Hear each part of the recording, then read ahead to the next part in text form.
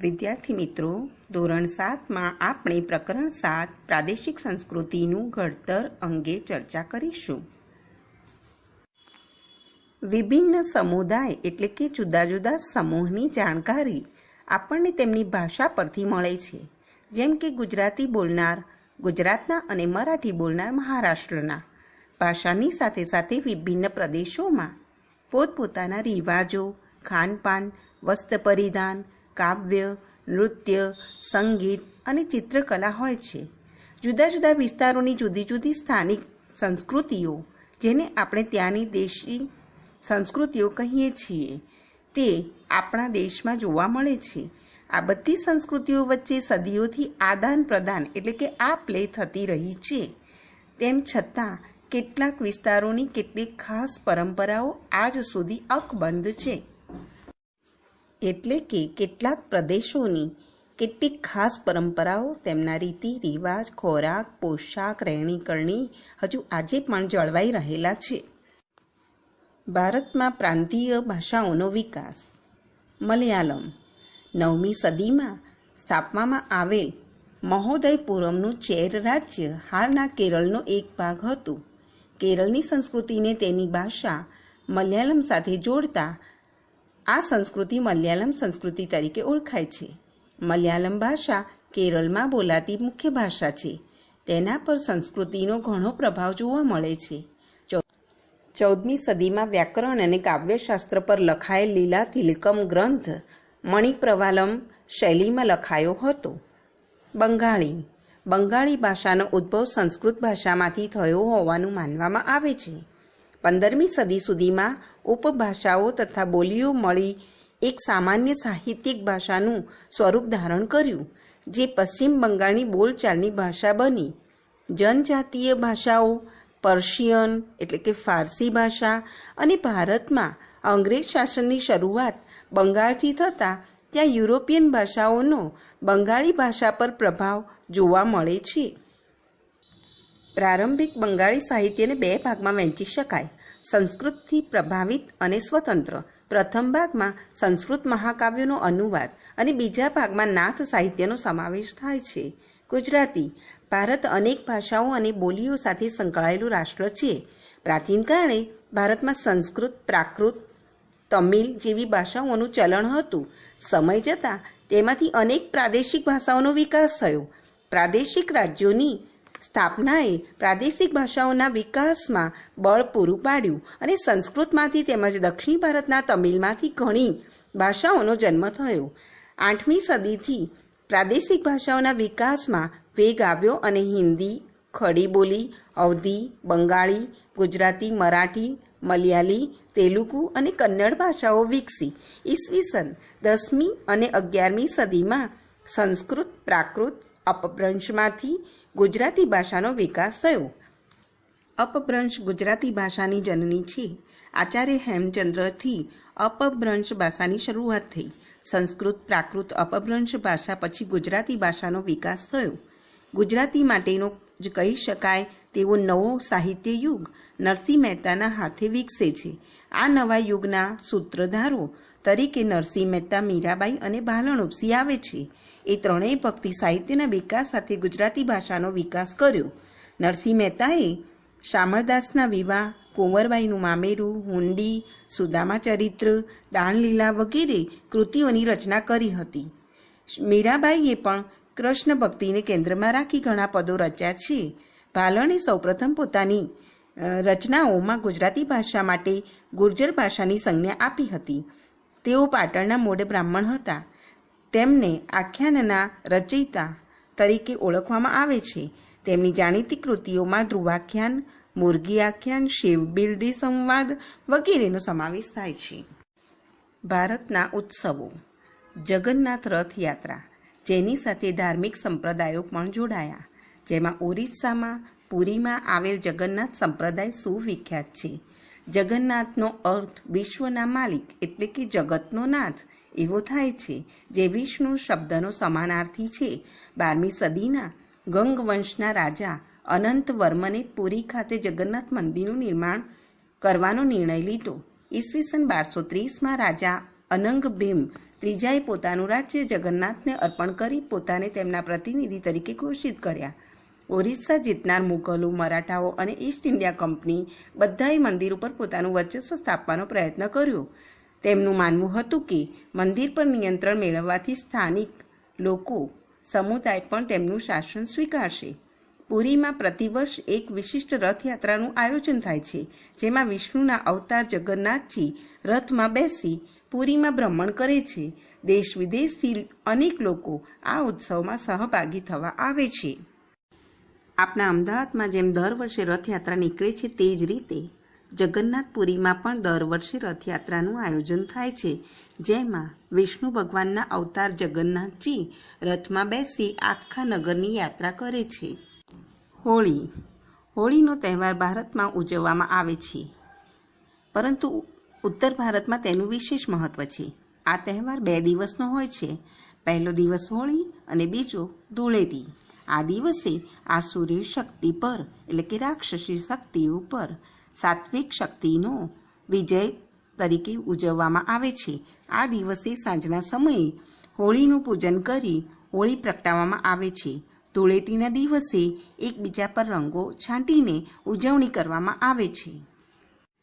લઠ્ઠ માર હોળી બરસાના. લઠ્ઠ એટલે જાડી લાકડી. બરસાના ઉત્તર પ્રદેશમાં આવેલું છે. ત્યાં ઉજવાતી હોળી લઠ્ઠમાર હોળી તરીકે જાણીતી છે. બરસાના રાધાજીનું જન્મસ્થાન છે. અહીં નંદગ્રામ શ્રી કૃષ્ણની ભૂમિના પુરુષો બરસાનાની સ્ત્રીઓ સાથે હોળી રમવા આવે છે અને રાધાજીના મંદિર ઉપર ધજા ચડાવવાનો પ્રયત્ન કરે છે. સ્ત્રીઓ દ્વારા લઠ્ઠ એટલે કે જાડી લાકડીથી પુરુષોનું સ્વાગત કરવામાં આવે છે. તેથી આ હોળી લઠ્ઠમાર હોળી તરીકે ઓળખાય છે. લોહડી, જે પંજાબ અને તેની આસપાસના વિસ્તારોમાં ઉજવાતો તહેવાર છે. આ તહેવાર હોળીને મળતો આવે છે. શીખ સમુદાય દ્વારા આ તહેવાર 13મી જાન્યુઆરીના રોજ મકર સંક્રાંતિ એટલે કે ઉત્તરાયણ પહેલાં ઉજવવામાં આવે છે. રાત્રે અગ્નિ પ્રગટાવી તેનું પૂજન અને પ્રદક્ષિણા કરી તેમાં મીઠાઈઓ અર્પણ કરે છે. આ તહેવાર અંધકાર પર પ્રકાશના વિજયનું પણ પ્રતીક હોવાનું માનવામાં આવે છે. આ તહેવાર પંજાબ, હરિયાણા અને દિલ્હીના આસપાસના વિસ્તારોમાં વસતા શીખ સમુદાય દ્વારા હર્ષોલ્લાસથી ઉજવવામાં આવે છે. પોંગલ એ તમિલનાડુ રાજ્યનો મુખ્ય તહેવાર છે. તમિલનાડુ ઉપરાંત કર્ણાટક અને આંધ્રપ્રદેશમાં પણ આ તહેવાર મનાવવામાં આવે છે. પોંગલની ઉજવણી તમિલ મહિના થાઈ એટલે કે જાન્યુઆરી મહિનાનો મધ્ય ભાગના પ્રથમ દિવસે કરવામાં આવે છે. આ દિવસે પોંગલ નામની વાનગી બનાવવામાં આવે છે. આટલું જાણો. તમિલ ભાષામાં પોંગલનો અર્થ થાય છે ઉકાળવું. ચોખા, મગની દાળ, દૂધ અને ખાંડને વાસણમાં ઉકાળીને પોંગલ બનાવવામાં આવે છે. આ વાનગી એટલે કે પીણું ને શુકન ગણવામાં આવે છે. ઓણમ કેરળમાં ઉજવાતો મહત્વનો તહેવાર છે. ઓણમ મલયાલમ કેલેન્ડરના પ્રથમ મહિના ઓગસ્ટ-સપ્ટેમ્બર મહિનામાં 10 દિવસ સુધી ઉજવાતો તહેવાર છે. ફૂલોની સજાવટ, વિવિધ વાનગીઓ, નૃત્યોની રમઝટ અને નૌકા સ્પર્ધા આ તહેવારની વિશેષતા છે. નૌકા સ્પર્ધા વલ્લમકાલી તરીકે પણ ઓળખાય છે. આ તહેવારમાં સાદિયા નામનું ભોજન લેવામાં આવે છે. દિવાળી એ વર્ષના અંતિમ દિવસે એટલે કે આસો વદ અમાસ વિક્રમ સંવતનો છેલ્લો દિવસ તરીકે ઉજવાતો તહેવાર છે. આ તહેવાર સાથે વાઘ બારસ, ધનતેરસ, કાળી ચૌદસ, નૂતન વર્ષ, ભાઈબીજ અને લાભ પાંચમ વગેરે તહેવારો પણ જોડાયેલા છે. આ તહેવાર પ્રકાશના પર્વ તરીકે ઓળખાય છે. દુર્ગા પૂજા. પશ્ચિમ બંગાળમાં દુર્ગા પૂજાનું વિશેષ મહત્વ છે. દુર્ગા દેવીના મહિષાસુર નામના રાક્ષસ ઉપરના વિજયની ઉજવણી દુર્ગા પૂજા ઉત્સવથી કરવામાં આવે છે. 10 દિવસ ચાલનારો આ ઉત્સવ છેલ્લા દિવસે વિશિષ્ટ અનુષ્ઠાન અને માતાજીની મૂર્તિના જળમાં વિસર્જન બાદ એટલે કે જળમાં પધરાવ્યા બાદ પૂર્ણ થાય છે. આ ઉત્સવ મોટે ભાગે બધા જ રાજ્યોમાં નાના મોટા પાયે ઉજવવામાં આવે છે. નાતાલ. ઈસુ ખ્રિસ્તના જન્મદિવસ 25મી ડિસેમ્બરને ખ્રિસ્તી લોકો નાતાલ એટલે કે ક્રિસમસ તરીકે ધામધૂમ અને શ્રદ્ધાથી ઉજવે છે. આ તહેવાર દરમિયાન ઘર તથા શેરીઓને ક્રિસમસ ટ્રી તથા અન્ય સુશોભનોથી શણગારવામાં આવે છે. આ દિવસે તેઓ ચર્ચમાં જઈ મીણબત્તી પ્રગટાવી પ્રાર્થના કરે છે તેમજ એકબીજાને ભેટ આપે છે. 1 જાન્યુઆરીના દિવસને તેઓ નવા વર્ષ તરીકે ઉજવે છે. મોહરમ હજરત મોહમ્મદ પયગંબર સાહેબના દોહિત્ર એટલે કે પુત્રીના પુત્રની શહીદીની યાદમાં મુસ્લિમો મોહરમને શોક દિવસ તરીકે ઉજવે છે. આ દિવસે તાજિયા કાઢવામાં આવે છે. મુસ્લિમો કાળા રંગના કપડાં પહેરી શોક પ્રદર્શિત કરે છે. ઈદ ઇસ્લામ ધર્મમાં 2 ઈદ મનાવવામાં આવે છે.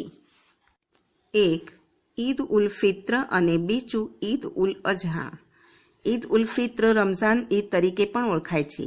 પવિત્ર રમઝાન માસના રોજા એટલે કે ઉપવાસ પૂરા થયા પછી રમઝાન ઈદના દિવસે મુસ્લિમો સાથે નમાઝ પઢે છે અને નમાઝ બાદ એકબીજાને ભેટી ઈદની મુબારકબાદી આપે છે. ઈદ ઉલ અઝહા એટલે બલિદાનની ઈદ. આ ઈદ પવિત્ર હજ એટલે કે મક્કામાં આવેલ પવિત્ર કાબાની યાત્રા સાથે જોડાયેલી છે. પતેતી. પતેતી એ પારસીઓનો મહત્વનો તહેવાર છે. પારસી વર્ષમાં છેલ્લા 5 દિવસો ધાર્મિક પર્વ તરીકે ઉજવાય છે. આ 5 દિવસોમાંથી છેલ્લો દિવસ પ્રાયશ્ચિતના દિવસ પતેતી તરીકે ઉજવવામાં આવે છે. પારસી લોકો પોતાના દ્વારા થયેલ ભૂલચૂક, ગુનાહ કે પાપ માટે દિલથી પસ્તાવો કરે છે. પતેતીના દિવસે પારસીઓ તેમના પ્રાર્થના ગૃહ 11માં જઈ અવેસ્તા નામના પ્રાર્થના ગ્રંથમાં આપવામાં આવેલા પસ્તાવા માટેની પ્રાર્થના કરે છે. પતેતીના બીજા દિવસને તેઓ નવરોઝ એટલે કે નવા વર્ષનો પ્રથમ દિવસ તરીકે ઉજવે છે. ચેટીચંડ એટલે કે ચેટીચાંદ. ચેટીચંડ એ સિંધી ભાઈ બહેનોનો તહેવાર છે. ચૈત્ર સુદ એકમના દિવસને સિંધી લોકો નૂતન વર્ષના પ્રથમ દિવસ તરીકે ઉજવે છે. તેઓ એકબીજાને નવા વર્ષના નૂતન વર્ષાભિનંદન પાઠવે છે. આ દિવસે તેઓ પોતાના ઈષ્ટદેવ ઝૂલેલાલની શોભાયાત્રા કાઢે છે અને શ્રદ્ધાળુઓ તાહીરી એટલે કે મીઠો ભાત પ્રસાદ તરીકે વહેંચે છે. ધોરણ 7માં આપણે ગઈકાલે પ્રકરણ 7 પ્રાદેશિક સંસ્કૃતિનું ઘડતર વિશે ચર્ચા કરી રહ્યા હતા, જેમાં આપણે વિવિધ પ્રદેશોની ભાષા, રહેણીકરણી, રીતિરિવાજ, ખાનપાન, વસ્ત્ર પરિધાન વગેરેમાં વિવિધતા અંગે ચર્ચા કરી. જેમાં આપણે વિવિધ ભાષાઓ, વિવિધ પ્રદેશોના તહેવારો, ઉત્સવો વિશે ચર્ચા કરી ચૂક્યા છીએ.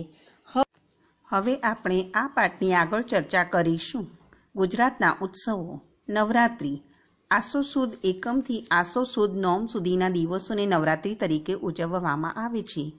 નવરાત્રિ એ શક્તિની આરાધનાનું પર્વ છે, એટલે કે મા શક્તિની પૂજાનું પર્વ છે. આ 9 દિવસો દરમિયાન લોકો મા દુર્ગાનું પૂજન કરે છે. નવરાત્રિમાં ગરબા અને દાંડિયા રાસ રમાય છે. ગરબા એ ગુજરાતની આગવી ઓળખ છે. ઉત્તરાયણ. સૂર્યનું ધન રાશિમાંથી મકર રાશિમાં આવવું એટલે ઉત્તરાયણ. તે મકર સંક્રાંતિ તરીકે પણ ઓળખાય છે. રથયાત્રા. જગન્નાથપુરીની રથયાત્રાની જેમ ભારતના વિવિધ ભાગોમાં અષાઢ મહિનાની સુદ બીજના દિવસે જગન્નાથજીની રથયાત્રા નીકળે છે, જેમાં અમદાવાદમાં નીકળતી રથયાત્રા સવિશેષ આકર્ષક છે. આ રથયાત્રામાં હાથી, ઘોડા, અખાડા, સાધુ, સંતો સહિત લાખોની સંખ્યામાં લોકો ભાગ લે છે. પહિંદ વિધિ કર્યા બાદ રથયાત્રાનો આરંભ કરવામાં આવે છે. રથયાત્રામાં ભગવાન જગન્નાથ, મોટાભાઈ બલરામ એટલે કે બલભદ્ર અને બહેન સુભદ્રા રથમાં સવારથી નગરચર્યા માટે નીકળે છે. જાણવા જેવું, ગુજરાતમાં રથયાત્રાનો પ્રારંભ કરવાનું શ્રેય સંત શ્રી નૃસિંહદાસજીના ફાળે જાય છે. ઈસવીસન 1878માં રથયાત્રાનો પ્રારંભ થયો હતો. સોનાના સાવરણાથી રથની આગળનો રસ્તો સાફ કરવામાં આવે છે, જેને પહિંદ વિધિ કહેવાય છે. ગુજરાતના મેળાઓ. ગુજરાતના વિવિધ જિલ્લાઓમાં યોજાતા મેળાઓ તે જિલ્લાની આગવી ઓળખ બની ચૂક્યા છે. તરણેતરનો મેળો સુરેન્દ્રનગરમાં, વૌઠાનો મેળો અમદાવાદમાં, ભવનાથનો મેળો જૂનાગઢમાં, શામળાજી ગદાધરનો મેળો શામળાજી અરવલ્લીમાં, પલ્લીનો મેળો રૂપાલ ગાંધીનગરમાં, ભાદરવી પૂનમનો મેળો અંબાજી બનાસકાંઠામાં, સરખેજનો મેળો અમદાવાદમાં, ગોળગધેડાનો મેળો ગરબાડા દાહોદમાં, ચિત્ર વિચિત્રનો મેળો સાબરકાંઠામાં, માધવપુરનો મેળો માધવપુર પોરબંદરમાં, મીરા દાતારનો ઉર્સ મુબારક ઉનાવા મહેસાણામાં જાણીતા મેળાઓ છે. ભારતના મુખ્ય શાસ્ત્રીય નૃત્યો. ભારતીય સંસ્કૃતિનું એક વિશિષ્ટ અંગ તેના શાસ્ત્રીય નૃત્યો છે. આ શાસ્ત્રીય નૃત્યો ધર્મ સાથે સંકળાયેલા રહેતા. આપણે ભારતના પ્રમુખ શાસ્ત્રીય નૃત્યો વિશે જાણીશું. કથક. કથક શબ્દ કથા પરથી ઉતરી આવ્યો છે. કથાકાર પોતાના હાવભાવ અને સંગીતથી કથાને અલંકૃત કરતા હતા, એટલે કે સજાવતા હતા. કથન કરે સો કથક કહાવે ઉક્તિ જાણીતી છે. ખાસ કરીને 15મી અને 16મી સદીમાં ભક્તિ આંદોલનના પ્રચારને કારણે ઉત્તર ભારતમાં કથકનો ખૂબ જ વિકાસ થયો હતો. કથકના વિષયોમાં રાધા અને શ્રી કૃષ્ણની કથાઓ, જે રાસલીલા કહેવાતી, તેનો પણ સમાવેશ થતો. મુગલ બાદશાહોના સમયમાં કથક નૃત્ય રાજ દરબારોમાં રજૂ થતું, જ્યાં એ વિશિષ્ટ નૃત્ય શૈલીના રૂપમાં વિકાસ પામ્યું. 15મી 16મી સદી બાદ કથક પરંપરાઓમાં વહેંચાયું. આ પરંપરાને ઘરાના કહેવામાં આવે છે. આ બે પરંપરાઓમાં જયપુર અને લખનૌનો સમાવેશ થાય છે. 19મી સદીમાં અવધના નવાબ વાજિદ અલી શાહે પોતાના દરબારમાં કથકને આશ્રય આપી આ કલાને પુનર્જીવન આપ્યું હતું. કથક પંજાબ, હરિયાણા, જમ્મુ કાશ્મીર, બિહાર અને મધ્યપ્રદેશ સુધી વિસ્તર્યું. સ્વતંત્રતા મળ્યા પછી કથકને 6 શાસ્ત્રીય નૃત્યોમાં સ્થાન મળ્યું. આજે કથક ભારતીય સંસ્કૃતિનું અભિન્ન અંગ બની ગયું છે. કથકલી. કથકલી એ કેરળની નૃત્ય પરંપરા છે. તેનો શાબ્દિક અર્થ નાટ્ય વાર્તા થાય છે. અભિનય એ આ નૃત્યનો આત્મા છે. અભિનય ઉપરાંત રંગભૂષા અને વેશભૂષા પણ ખૂબ જ મહત્વની ગણાય છે. સાત્વિક, રાજસી અને તામસી ગુણો ધરાવતા પાત્રો મુજબની કલાકારોની રંગભૂષા હોય છે. પાત્રો બોલતા નથી, પરંતુ પોતાના હાવભાવથી જ અભિવ્યક્તિ કરે છે. જાણવા જેવું. આ પ્રાદેશિક નાટ્ય પ્રકાર 9મી અને 10મી સદીમાં કુટ્ટિયાટમ નામક સંસ્કૃત નાટ્ય પરંપરામાંથી ઉતરી આવ્યો છે. મણિપુરી. મણિપુરી નૃત્ય એ પૂર્વ ભારતમાં આવેલ મણિપુર રાજ્યની ઓળખ છે. મણિપુરના લોકો દરેક ઉત્સવ પ્રસંગે આ નૃત્ય કરે છે. આ નૃત્યમાં શરીરની ગતિ ધીમી હોવાથી તેને ભારતના અન્ય નૃત્યોથી અલગ માનવામાં આવે છે. મણિપુરી નૃત્યમાં 2 પ્રકાર છે, લાસ્ય અને તાંડવ. જાણવા જેવું. મણિપુરી નૃત્યના વિકાસમાં 18મી સદીના રાજા ભાગ્યચંદ્રએ મુખ્ય ભાગ ભજવ્યો. તેમણે નૃત્ય શૈલીના પાઠ્યપુસ્તક સમાન ગોવિંદ સંગીત લીલા વિલાસ પુસ્તક લખ્યું.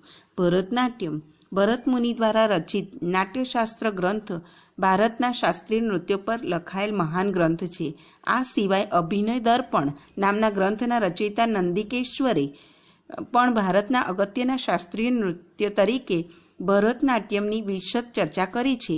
તાંજોર, તમિલનાડુમાં ભરતનાટ્યમ નૃત્યનો વિકાસ થયો. કુચીપુડી. ભારતના અગ્રગણ્ય શાસ્ત્રીય નૃત્ય કુચીપુડીનો ઉદ્ભવ આંધ્રપ્રદેશના કુચીપુડી નામના ગામમાં થયો હતો. આ ગામમાં યક્ષગાન તરીકે ઓળખાતા નૃત્યએ 17મી સદીમાં કુચીપુડી નૃત્યનું સ્વરૂપ ધારણ કર્યું. તેના સ્થાપક વૈષ્ણવ કવિ સિદ્ધેન્દ્ર યોગી હતા. આ નૃત્ય સાથે નાટકની પરંપરા પણ સંકળાયેલી છે. બિહુ. બિહુ અસમનું પ્રસિદ્ધ નૃત્ય છે. ઉલ્લાસ વ્યક્ત કરવા માટે સ્ત્રી પુરુષોના સમૂહ દ્વારા પરંપરાગત પોશાક પહેરીને આ નૃત્ય કરવામાં આવે છે. આ નૃત્યમાં હાથ પગનું હલનચલન તથા ગતિ અને સમૂહ નિર્માણ મહત્વનો ભાગ ભજવે છે. ઢોલ, પેપા એટલે કે ભેંસના શિંગડામાંથી બનાવવામાં આવેલ એક વાદ્ય અને વાંસળી જેવા વાદ્યોનો ઉપયોગ આ નૃત્યમાં કરવામાં આવે છે. આટલું જાણો. મધ્યયુગમાં શાસ્ત્રીય નૃત્યોમાં નીચેના નૃત્યોનો સમાવેશ થતો હતો: ભરતનાટ્યમ તમિલનાડુ, કુચીપુડી આંધ્રપ્રદેશ, કથકલી કેરળ, મણિપુરી મણિપુર, ઓડિશી ઓડિશા, કથક ઉત્તર ભારત. વિદ્યાર્થી મિત્રો, ધોરણ 7માં આપણે પ્રકરણ 7 પ્રાદેશિક સંસ્કૃતિનું ઘડતર વિશે ચર્ચા કરી રહ્યા છીએ. હવે આપણે આ પાઠમાં આગળ ચર્ચા કરીશું. ચિત્રકલા, લઘુચિત્રોની પરંપરા. ચિત્રકલાની પરંપરા ભારતમાં સદીઓ જૂની છે, જેનો એક વિશિષ્ટ ભાગ લઘુચિત્રોની પરંપરા છે. લઘુચિત્રો એટલે નાના કદના ચિત્રો. લઘુચિત્રો કાપડ અને કાગળ પર પાણીના રંગોથી તૈયાર કરવામાં આવતા. પ્રાચીનતમ લઘુચિત્રો આપણને તાડપત્રો અને કાષ્ઠ એટલે કે લાકડા પર દોરેલા મળી આવ્યા છે. રાજસ્થાન અને ગુજરાતના જૈન ગ્રંથોમાં આવા અનેક લઘુચિત્રો જોવા મળે છે. મુગલ કાળમાં તેનો ખૂબ વિકાસ થયો, કારણ કે મુગલ બાદશાહ અકબર, જહાંગીર અને શાહજહાંએ કુશળ ચિત્રકારોને પ્રોત્સાહન આપ્યું હતું તથા ચિત્રશાળાઓની સ્થાપના કરાવી હતી. મહાભારત અને પંચતંત્ર જેવા ગ્રંથો તેમજ અકબરનામામાં ચિત્રકારોએ ખૂબ સુંદર લઘુચિત્રો દોર્યા છે. રાજદરબારના દ્રશ્યો, યુદ્ધના દ્રશ્યો, શિકારના દ્રશ્યો અને સામાજિક જીવનના દ્રશ્યો લઘુચિત્રોના વિષય તરીકે રહેતા. આવા ચિત્રો એકબીજાને ભેટમાં આપવામાં આવતા તેમજ બાદશાહ અને તેમના નજીકના લોકો જ તેને જોઈ શકતા હતા. ખંભાતના શાંતિનાથ ભંડારામાં અને પાટણના શ્રી હેમચંદ્રાચાર્ય જૈન જ્ઞાન ભંડારમાં સચવાયેલ હસ્તપ્રતોમાં લઘુચિત્રો જોવા મળે છે. આ ચિત્રોમાં ગુજરાતના સંપ્રદાયો અને સમાજ જીવનનું પ્રતિબિંબ પડે છે. ચિત્રની શૈલી: ઘરાના વિસ્તાર અને આશ્રયદાતા આધારિત કલા. મુઘલ સામ્રાજ્યના પતન બાદ ક્ષેત્રીય રાજ્યોએ ચિત્રકલાને આશ્રય આપ્યો, જેમાં રાજસ્થાન અને દક્ષિણના રાજ્યો મુખ્ય હતા. આ શાસકોએ તેમના દરબારમાં દ્રશ્યોનું ચિત્રણ કરાવ્યું હતું.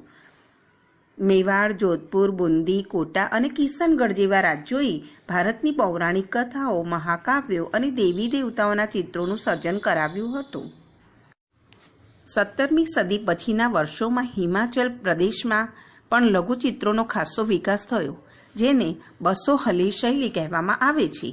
ભાનુદત્તના પુસ્તક રસમંજરીમાં આવા વિશિષ્ટ ચિત્રો જોવા મળે છે. નાદિર શાહના આક્રમણ અને દિલ્હી વિજયને કારણે મુગલ કલાકાર પહાડી વિસ્તારોમાં જઈને વસ્યા, જેના પરિણામ સ્વરૂપ ચિત્રકલાની કાંગડા શૈલીનો વિકાસ થયો. આ ચિત્રકલાને પહાડી ચિત્રકલા પણ કહેવામાં આવે છે. 18મી સદીના મધ્ય ભાગ સુધીમાં કલાકારોએ વૈષ્ણવ સંપ્રદાયની પરંપરામાંથી પ્રેરણા લઈ એક નવી શૈલી વિકસાવી. વાદળી અને લીલા રંગની સાથે કોમળ રંગોનો ઉપયોગ અને વિષયોનું કાવ્યાત્મક નિરૂપણ એ કાંગડા શૈલીની વિશિષ્ટતા હતી. રાજપૂતોની વીરતાભરી ગાથા. બ્રિટિશ શાસકો આજના રાજસ્થાનને રાજપૂતાના તરીકે ઓળખતા હતા. રાજપૂતોએ રાજસ્થાનમાં એક વિશિષ્ટ સંસ્કૃતિનું સર્જન કર્યું. રાજપૂતોની સાંસ્કૃતિક પરંપરાઓ તેમના આદર્શો અને વીરતા સાથે જોડાયેલી હતી. રાજપૂતોની વીરતાભરી ગાથાઓ ચારણો અને બારોટો કાવ્ય અને ગીતો દ્વારા વર્ણવતા હતા. તે સમયે ચારણો અને બારોટો જોડે પૂર્વજો અને પેઢી દર પેઢી ચાલ્યા આવતા વંશજોની માહિતી કાવ્ય અને ગીતો દ્વારા વર્ણવાયેલી મળી આવતી હતી. આ કથાઓમાં રાજપૂતોની શૂરવીરતા ઉપરાંત સ્વામી ભક્તિ, મિત્રતા, પ્રેમ, વીરતા, ક્રોધ વગેરે દર્શાવવામાં આવતા. રાજપૂતો સ્ત્રીઓ, ગાય અને ધર્મ માટે પોતાના પ્રાણ ન્યોછાવર કરી દેતા, એટલે કે સ્ત્રીઓ ગાય અને ધર્મની રક્ષા કરવા માટે પોતાના જીવનનું બલિદાન આપતા. રાજપૂત સ્ત્રીઓ પણ શૂરવીરતામાં પાછી પડે તેમ ન હતી. તેઓ જીવન અને મરણ બંનેમાં શૂરવીર પતિના પગલે ચાલતી હતી. સતી પ્રથાનો ઉલ્લેખ પણ જોવા મળે છે. પીર એટલે માર્ગદર્શક. સૂફીવાદના મતે ધર્મ એટલે ઈશ્વર પ્રત્યેનો પ્રેમ અને માનવતાની સેવા. સમયાંતરે એટલે જેમ જેમ સમય પસાર થતો ગયો તેમ સૂફી એટલે કે મુસ્લિમ સાધુ જુદા જુદા સિલસિલા એટલે કે શ્રેણીમાં વહેંચાઈ ગયા. દરેક સિલસિલાના પીર એટલે કે માર્ગદર્શક હતા, જે ખ્વાજા કે શેખ તરીકે પણ ઓળખાતા. પીરના શિષ્યોને મુરીદ તરીકે ઓળખવામાં આવતા. ભારતીય પીર પરંપરામાં સંકળાયેલ અગ્રગણ્ય સૂફી સંતોમાં અજમેરના પ્રસિદ્ધ સૂફી સંત મોઈનુદ્દીન ચિશ્તીનો સમાવેશ થાય છે. તેમણે ભારતમાં ચિશ્તી સંપ્રદાયની શરૂઆત કરી હતી. મુસ્લિમ સાધુ સંતો ખ્વાજા અને ઓલિયાથી પ્રચલિત થયા. ગુજરાતમાં અહેમદ ખટ્ટુ ગંજબક્ષ મહાન પીર તરીકે જાણીતા થયા. પાળિયા દુશ્મનો સામે પાળ એટલે કે રક્ષક થઈને ઊભા રહેનારા અને યુદ્ધ કે લડાઈમાં ખપી જનારા એટલે કે લડતા લડતા મૃત્યુ પામનારા વીર શહીદોની યાદમાં જે સ્મારક કે ખાંભી ઊભી કરવામાં આવે તેને પાળિયા કહેવામાં આવે છે. જે સ્ત્રીઓએ જોહર કર્યું હોય કે સતી થઈ હોય તો તેમના પણ પાળિયા બનાવવામાં આવે છે. જોહર કરવું એટલે પતિ યુદ્ધભૂમિમાં લડતા લડતા હારી જાય અથવા મૃત્યુ પામે ત્યારે રાજપૂતાણીઓ દુશ્મનોના હાથે આવવા કરતાં અગ્નિ સ્નાન કરતી. આવા પાળિયાને સતીના પાળિયા કહે છે. મંદિરો. ભારતીય મંદિર સ્થાપત્યની શરૂઆત મૌર્ય કાળથી થઈ. તેને ગુપ્તકાળ દરમિયાન વેગ મળ્યો. ગુપ્તકાળને સંરચનાત્મક મંદિરનો કાળ પણ કહેવામાં આવે છે. મંદિરની સ્થાપત્ય શૈલીના મુખ્ય 3 પ્રકારો છે, જેમાં નાગર શૈલી, દ્રવિડ શૈલી અને વેસર શૈલીનો સમાવેશ થાય છે. નાગર શૈલી ઈસવીસન 5મી સદી પછી ભારતના ઉત્તર ભાગ હિમાલયથી માંડી વિંધ્ય સુધી જે મંદિર સ્થાપત્યની શૈલીનો વિકાસ થયો તેને નાગર શૈલી તરીકે ઓળખવામાં આવે છે. આ મંદિરો સામાન્ય રીતે પંચાયતન શૈલીના અને ઈંડાકાર શિખરવાળા એટલે કે મંદિરનો ટોચનો ભાગ ગોળાકાર શિખરવાળો બનાવવામાં આવતા. આ શૈલીના મંદિરોમાં જગન્નાથ મંદિર પુરીમાં, કોણાર્ક ઓડિશામાં અને સૂર્ય મંદિર મોઢેરા ગુજરાતમાં તેમજ ખજુરાહોનું મહાદેવ મંદિર મધ્યપ્રદેશમાં વગેરે મંદિરોનો સમાવેશ થાય છે. દ્રવિડ શૈલી દક્ષિણ ભારતમાં વિકસેલી સ્થાપત્યની શૈલીને દ્રવિડ શૈલી તરીકે ઓળખવામાં આવે છે, જેમાં તમિલનાડુ, દક્ષિણાંધ્ર, કેરળ અને દક્ષિણ કર્ણાટક જેવા પ્રદેશોનો સમાવેશ થાય છે. કૃષ્ણા નદીથી કન્યાકુમારી સુધી જોવા મળે છે. આ શૈલીના મંદિરોમાં બૃહદેશ્વર રાજરાજેશ્વરનું મંદિર તમિલનાડુમાં, મીનાક્ષી મંદિર મદુરાઈમાં, મહાબલીપુરમનું રથ મંદિર તમિલનાડુમાં વગેરે મંદિરોનો સમાવેશ થાય છે. વેસર શૈલી મંદિર સ્થાપત્યની વેસર શૈલી મહારાષ્ટ્ર, ગોવા, કર્ણાટક અને વિંધ્ય પર્વતમાળાથી લઈને કૃષ્ણા નદી સુધી વિકાસ પામી હતી. વેસર શૈલીમાં નાગર અને દ્રવિડ શૈલીનું મિશ્રણ જોવા મળે છે. આ શૈલી કર્ણાટક શૈલી તરીકે પણ ઓળખાય છે. આ શૈલીના મંદિરોમાં હોયસળેશ્વરનું મંદિર હલ્લેબીડુ કર્ણાટકમાં અને ચેન્નાકેશવ મંદિર બેલુર કર્ણાટકમાં વગેરે મંદિરોનો સમાવેશ થાય છે.